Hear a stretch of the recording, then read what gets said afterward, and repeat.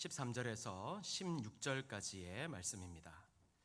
구약성경 1028쪽쯤에 있습니다. 이사야 49장 13절에서 16절까지의 말씀입니다.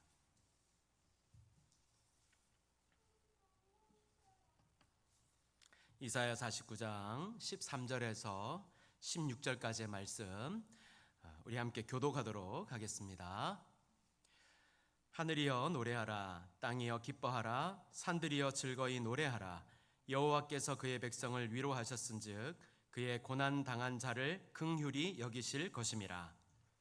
시온이 이르기를 여호와께서 나를 버리시며 주께서 나를 잊으셨다 하였거니와.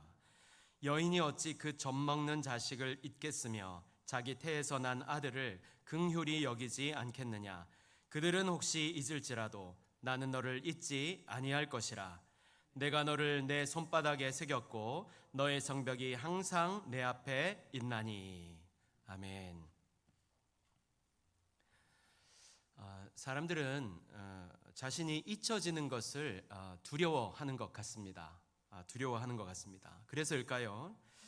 특히 우리나라 사람들 어떻습니까, 여러분?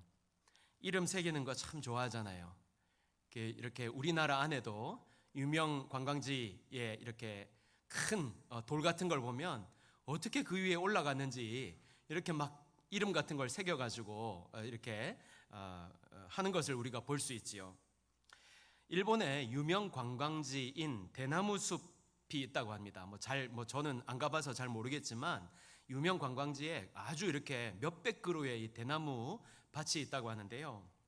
그런데 그 수백 그루의 대나무가 낙서로 훼손이 되었는데 그 가운데 한글 이름이 유독 많았다고 합니다.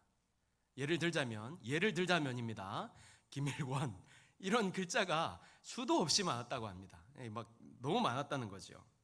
뿐만 아니라요, 유럽이나 이런 데 가도요, 그 유명 관광지 돌 이런데 하여튼 시설물에 한국인 이름이 새겨져서 이렇게 뉴스로 이렇게 소개된 적도 있었다고 합니다. 참 부끄러운 일이지요. 그런데 왜 이러는 것일까요? 심심해서 이러는 걸까요? 누군가에게 기억되기를 원하는 마음이 우리 가운데 있기 때문입니다. 미국의 언론들이 세상에서 가장 따뜻한 판사로 소개했던 프랭크 카프리오라는 분이 계십니다. 그는 법정에서 이렇게 사람들의 그 형편과 사정을 하나하나 이렇게 자세히 살피고 그들의 아픔을 배려하는 이 감동적인 판결로 많은 사람들의 존경과 사랑을 받았었는데요. 근데 저는 이분이 별세하면서 남긴 말을 잊을 수가 없습니다. 그분이 어떤 말을 남겼냐면요, 나를 잊지 말아주세요, 이 말이었습니다. 나를 잊지 말아주세요. 평생 타인의 눈물을 닦아주면서 도왔던 그도 결국에는 이 잊혀짐에 대한 두려움을 가진 연약한 인간이었던 것입니다. 여러분, 우리는 이처럼 아무리 다른 사람의 기억에 남고 싶어 해도요, 그냥 그저 소망일 뿐 그렇게 되지도 그렇게 할 수도 없는 존재들입니다. 그런데요, 이런 우리들과는 다르게 우리를 항상 잊지 않고 기억하시는 분이 계십니다. 누구실까요? 네, 바로 우리 하나님이시죠.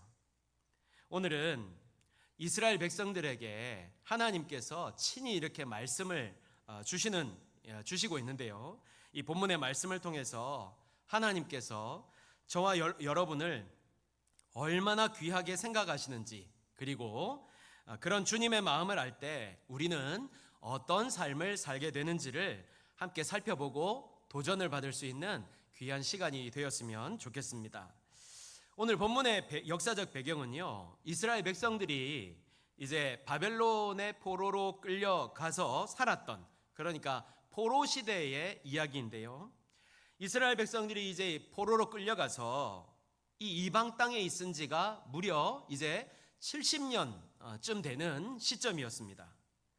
무려 70년 동안 이들이요, 이 포로 생활을 하고 있었는데, 그런데 한 가지 의문이 드는 것은 이들이 포로 생활을 하면서 하나님을 찾았을까요? 찾지 않았을까요?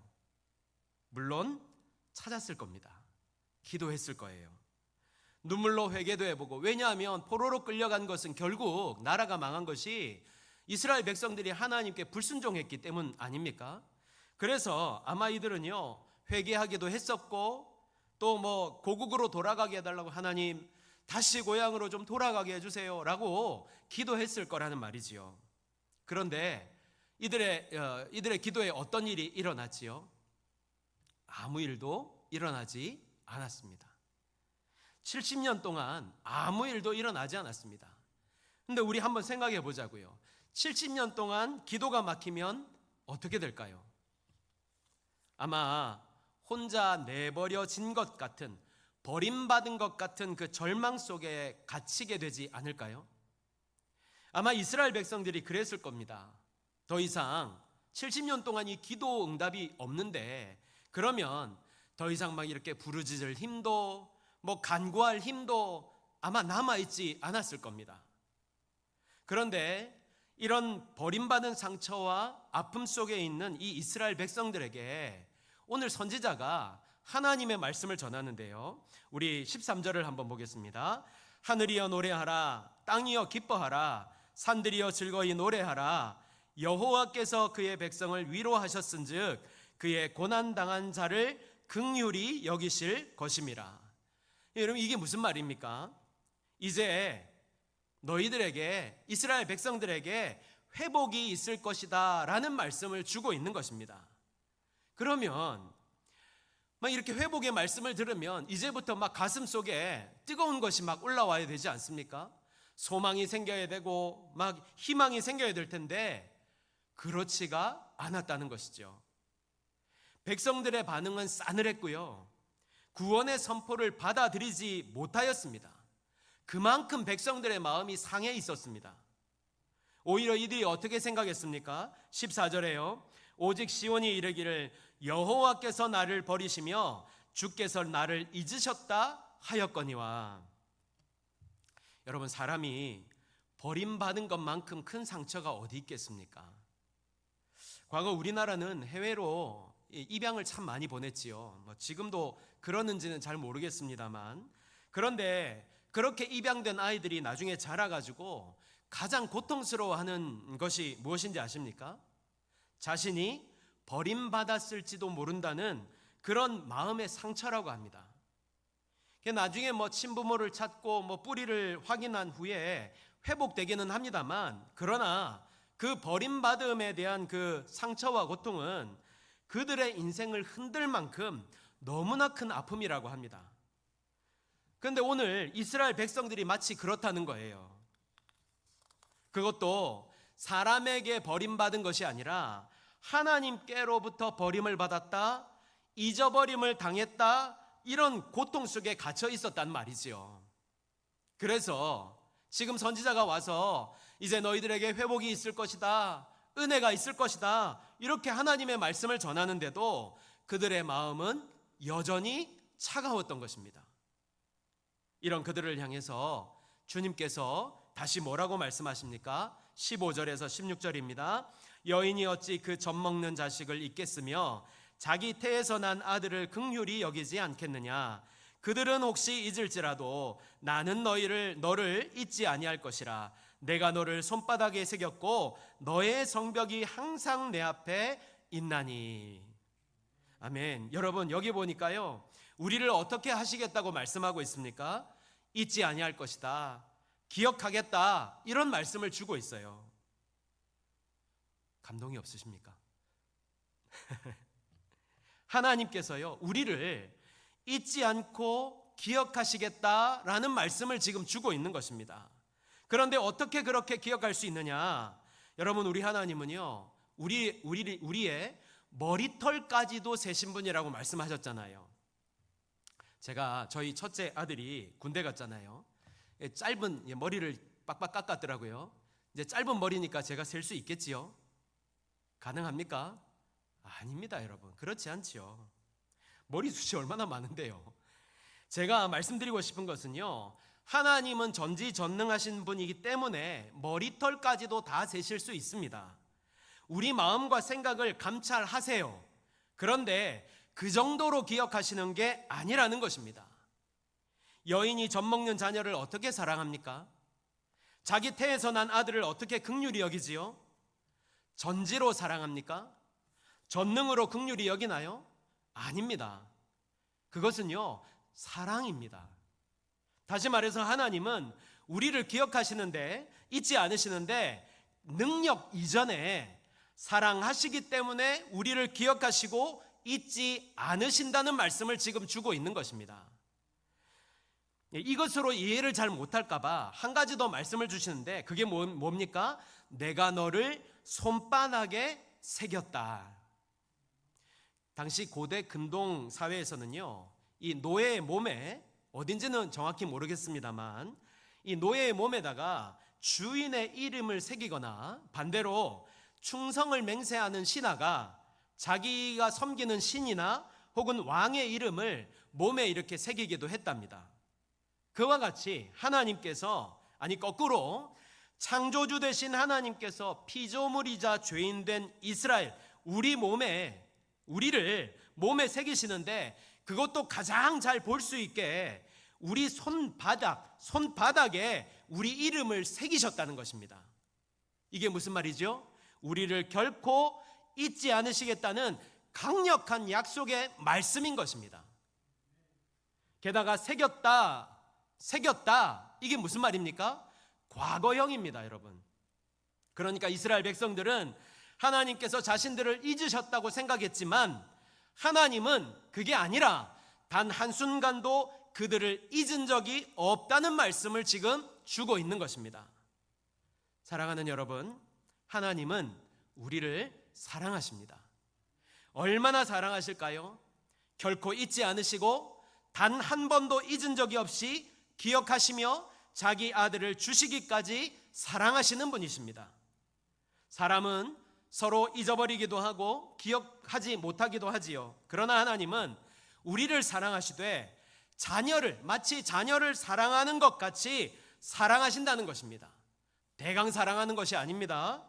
제가 방금 여러분을 사랑하는 여러분이라고 말씀드렸지만, 주님은 그 정도가 아니라 여러분 한 분 한 분의 이름을 다 아시고, 생각을 아시고, 마음을 아시고, 모든 것을 다 아시기까지 사랑하시는 분이라는 것입니다. 그리고 우리는 이 사실을 믿어야 합니다. 꼭 알아야 합니다. 우리도 역시 기억하고 잊지 말아야 합니다. 이스라엘 백성들이 그토록 실패하고 그래서 하나님의 징계를 받은 이유가 무엇입니까? 이런 하나님의 사랑을 잊어버리고 엉뚱한 데 가서 막 다른 데 절하고 복을 빌고 그래서 벌을 받은 것 아닙니까? 우리가 실패하고 낙심하는 이유가 무엇입니까? 내 환경이 나빠서가 아닙니다, 여러분. 자꾸만 우리는요, 환경 탓하고 사람 탓하고 이러는데 그게 아닙니다. 나를 향한 하나님의 사랑을 자꾸만 잊어버리기 때문입니다. 여러분, 우리는 이런 실수를 이제 그만해야 됩니다. 이제는 마음을 다해서 나를 사랑하시는 하나님, 나를 잊지 않으시고 기억하시는 그 주님을 사랑할 수 있는 자가 되어야 됩니다.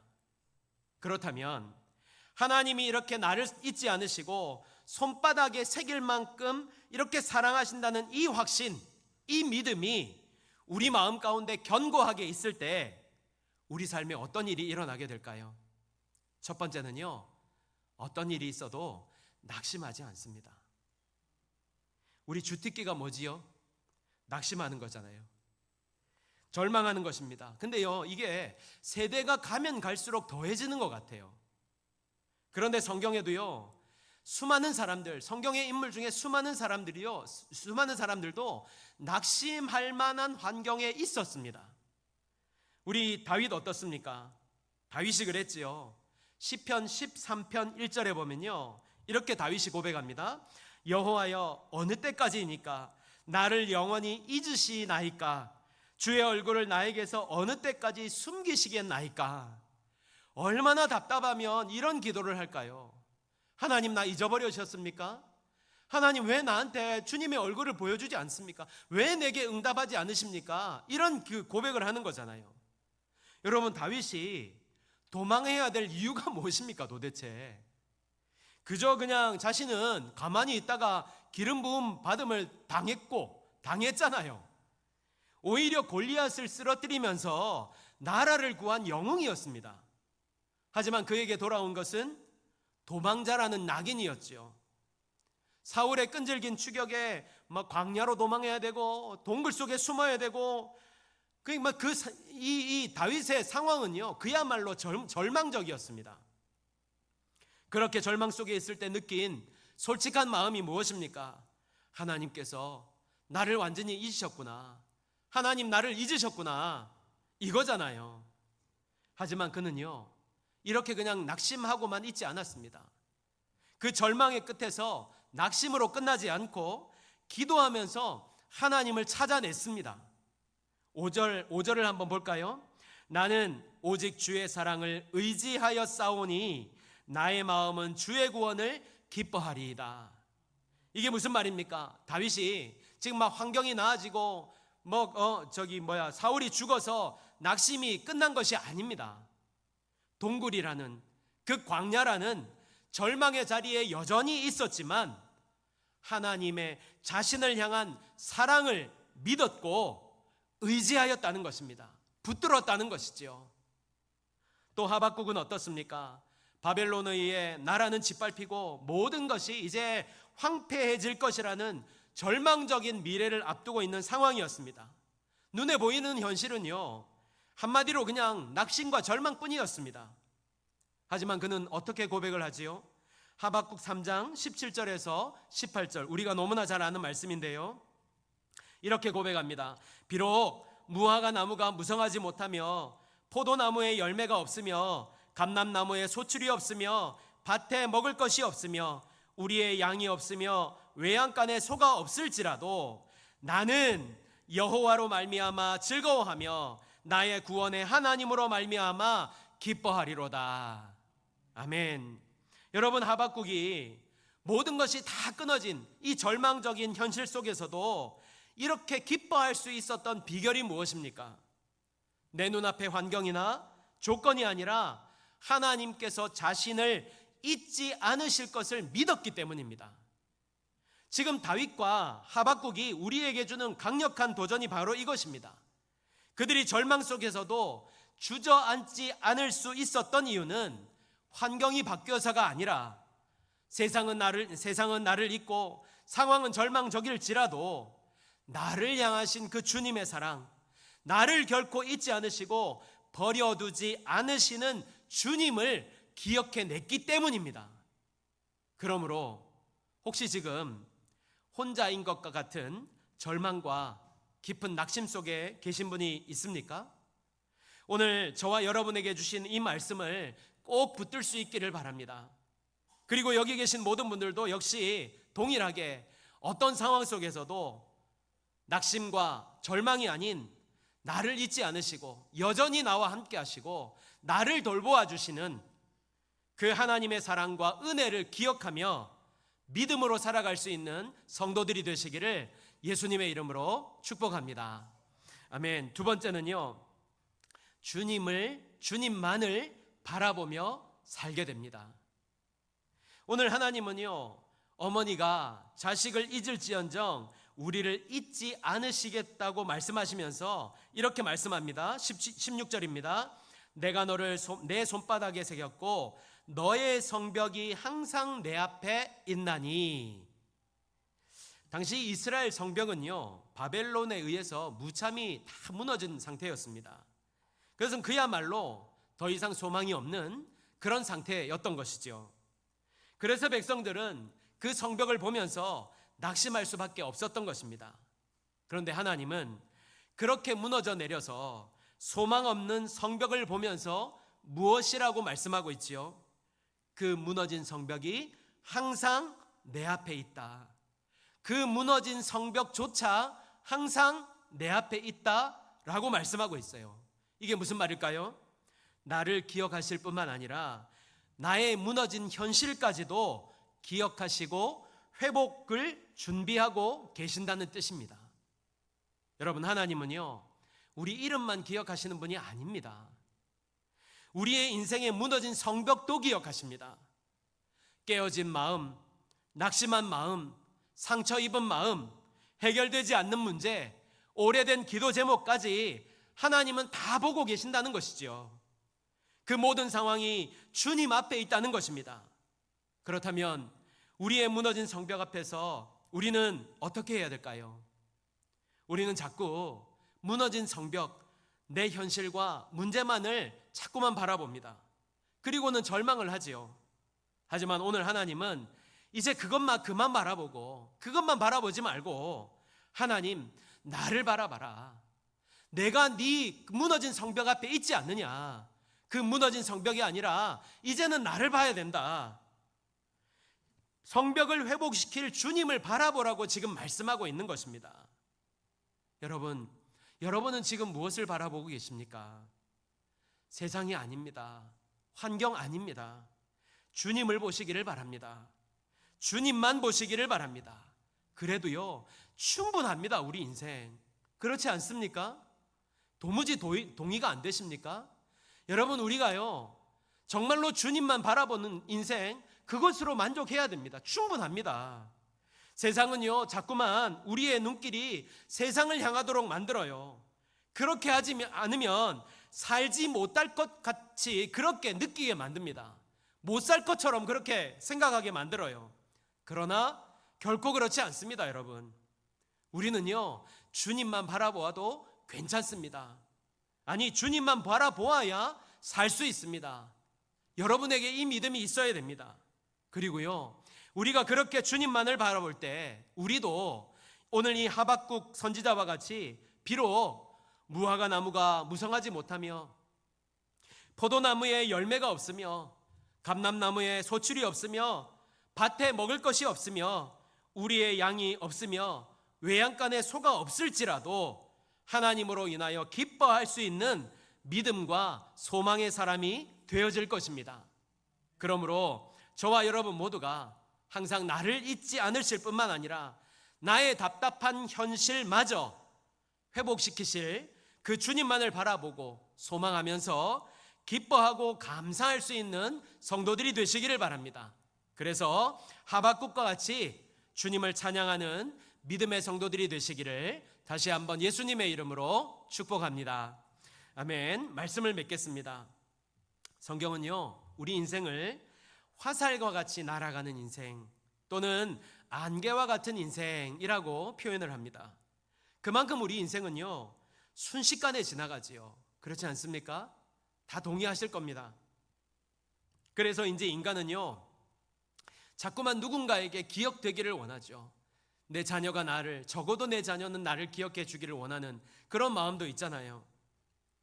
그래서인지 사람들은 변치 않을 것 같은 막 바위 위에 이름을 새기기도 하는 것입니다. 그러나 모든 인간은요, 잊혀지고 사라집니다. 결국 그것들은 헛된 흔적일 뿐입니다. 하지만 이렇게 허무한 인생을 결코 잊지 않으시는 한 분이 계신다고 오늘 성경은 아주 단호하게 말씀하고 계십니다.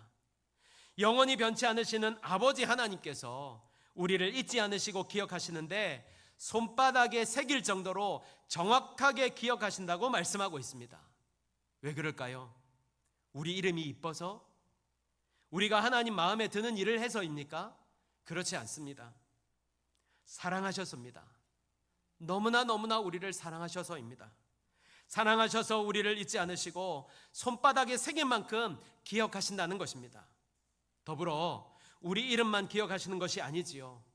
우리 현실과 상황도 당신의 눈앞에 두시고 회복을 준비하고 계신다고 오늘 말씀은 우리에게 전하고 있습니다.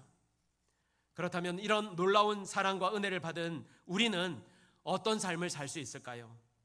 어떤 상황과 현실 앞에서도 두려워하지 않고 낙심하거나 절망하지 말고 살아야 합니다. 이것이 바로 믿음입니다.